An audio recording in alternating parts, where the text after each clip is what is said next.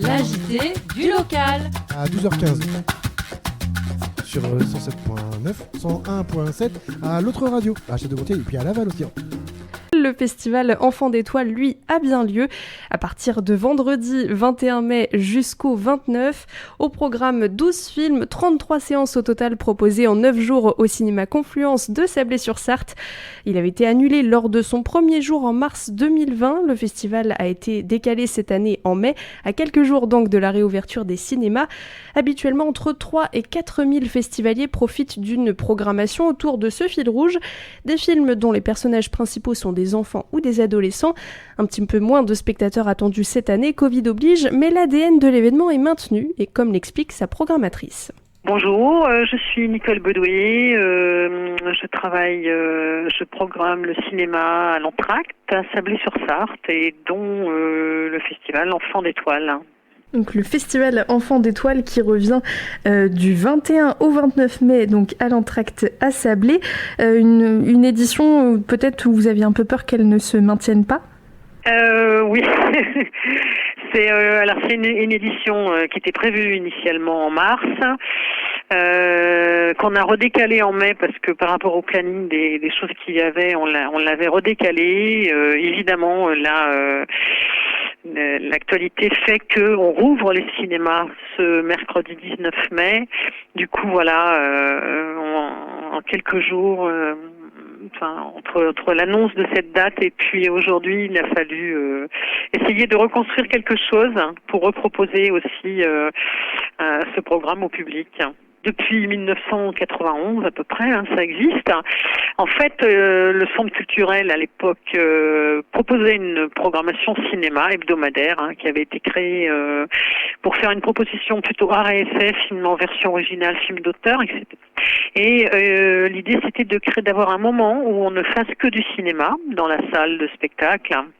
Donc l'événement s'est inscrit chaque année depuis 1991 où pendant 10 jours, 9 jours, on peut voir des films de différentes contrées, des films récents, des films qui sont pas encore sortis, qui ont tous en commun d'être des histoires. C'est pas un festival pour enfants, c'est un événement où les héros c'est vraiment à hauteur d'enfants.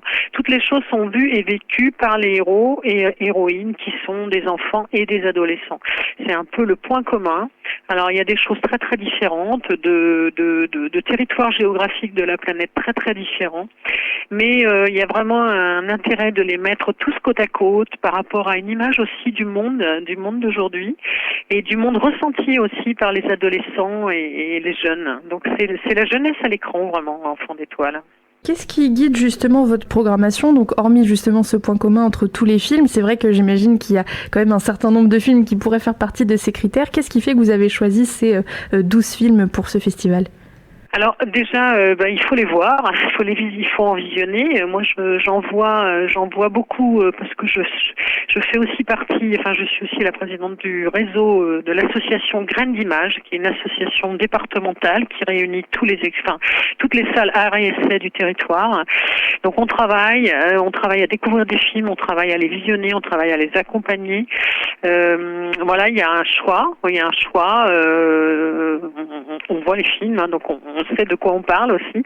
Et après de les mettre côte à côte pour effectivement proposer ce voyage cinématographique vraiment.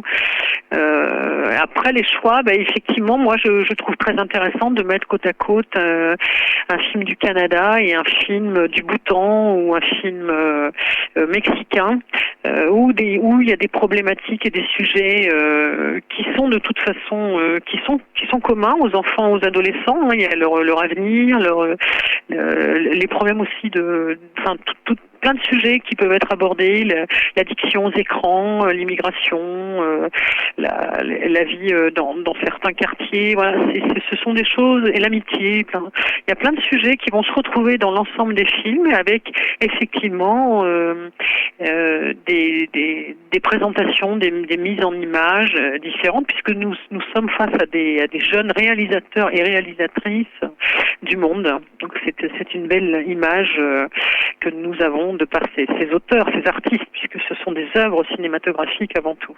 Et parmi justement les films présentés, il y aura même des films qui n'auront jamais été projetés au cinéma, donc il y a des films vraiment en avant-première. Il y a 12 films qu'on peut voir entre le 21 et le 29 mai. Il y a des séances à 10h, 14h, 16h, 18h30.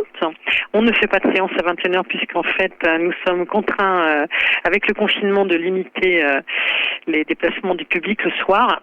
Sur l'ensemble de ces 12 films, il y aura 5 films en avant-première, donc des films qui sortiront en France sur les écrans entre juin et novembre 2021.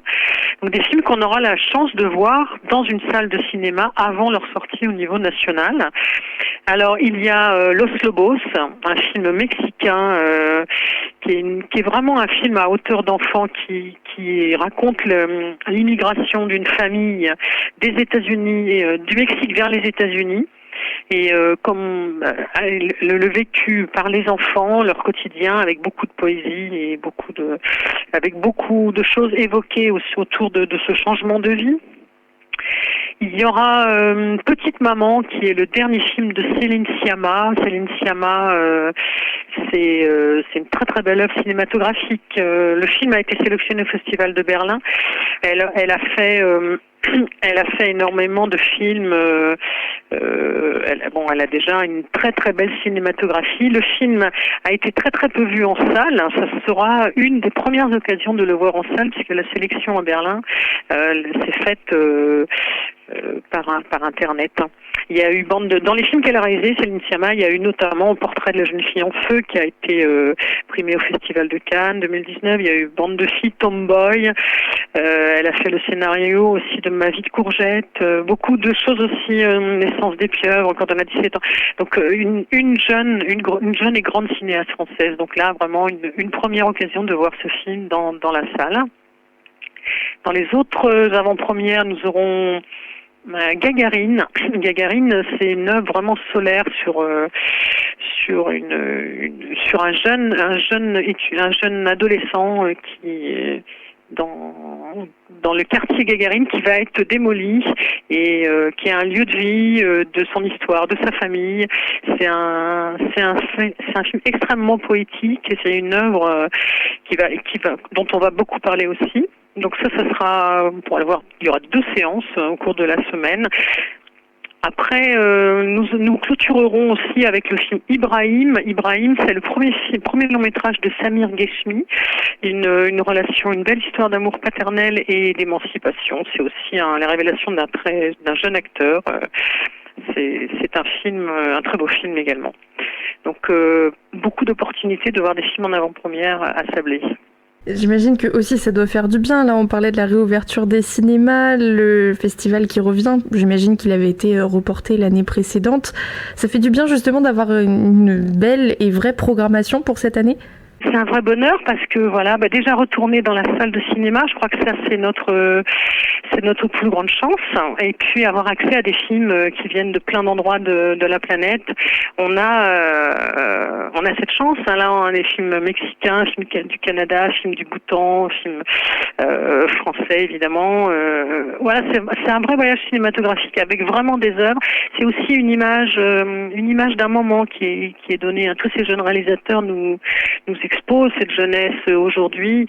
Il y a le film d'ouverture aussi dont je n'ai pas parlé, le film Adolescente, qui est le documentaire de Sébastien Licite qui a eu 3 Césars, qui a eu de nombreux autres prix, qui raconte un parcours de vie de 2 amis de leurs 13 à leurs 18 ans. C'est aussi une photographie de la France contemporaine. C'est vraiment une belle histoire aussi sur les questions que se pose la jeunesse, leur avenir, l'amitié, est-ce qu'elle va durer, etc. Donc ça, ce sera le film d'ouverture que l'on passera, qui sera projeté deux fois seulement au cours de cette période. Alors évidemment, on est en contrainte sanitaire très restreinte.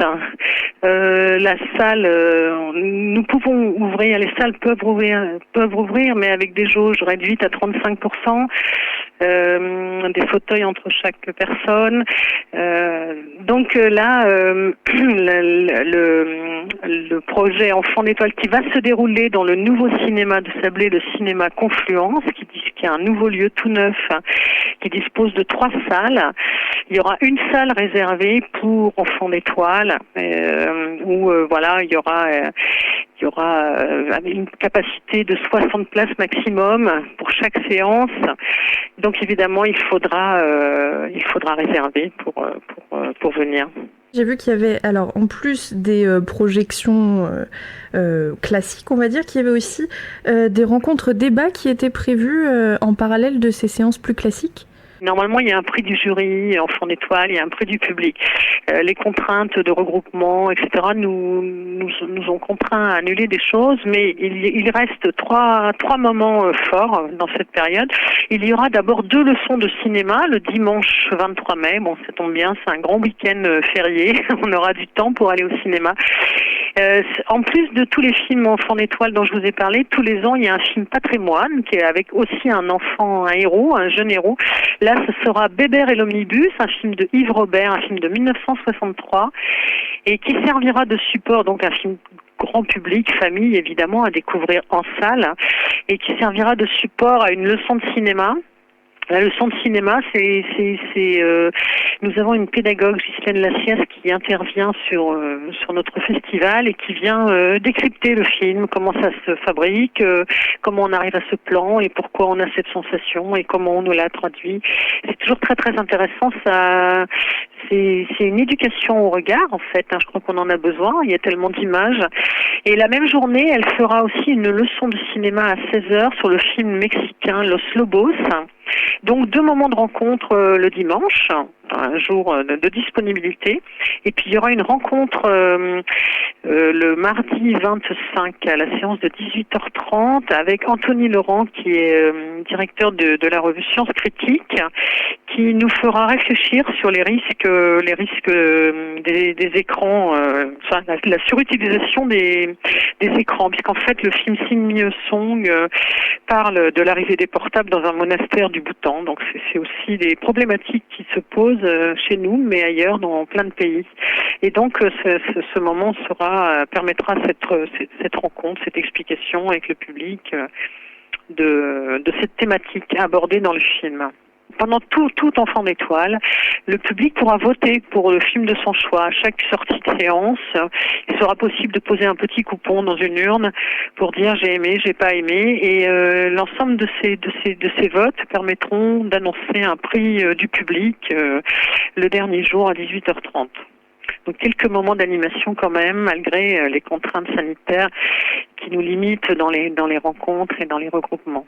On a compris, c'est vraiment des films où les enfants et les adolescents sont les héros, mais ça ne s'adresse pas qu'aux enfants. Qui est-ce que vous visez avec ce spectacle ? Alors, ça ne s'adresse pas aux enfants à la base. Alors, évidemment, il y a un certain nombre de films qui sont visibles.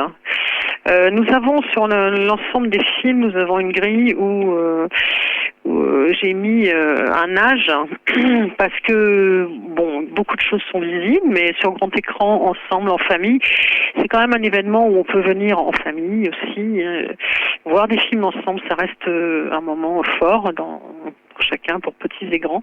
Il y a un certain nombre de films dont les sujets ne sont pas visibles par des jeunes enfants. Donc pour chaque film, nous avons attribué un âge